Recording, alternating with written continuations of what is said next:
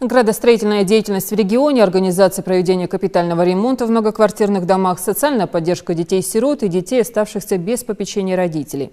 Эти и другие вопросы обсудили сегодня на 13-м заседании Совета Народного собрания Республики. Затронули также и тему умыкания невест, в частности, недавний случай, произошедший в Кантышеве.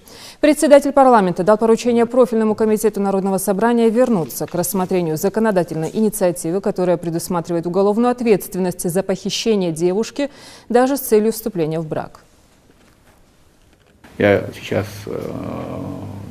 поручаю, попросил бы комитет по законодательству все-таки изучить инициированный ранее Народным собранием парламентом Республики в 2004 году законопроект, предусматривающий ответственность за похищение женщины с целью вступления в брак.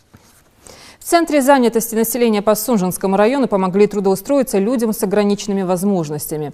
Так реализуется программа «Социальная поддержка и содействие занятости населению». На эти цели выделено более 6 миллионов рублей. Со всеми работниками заключается договор на 2 года. Репортаж Марины Муталиевой.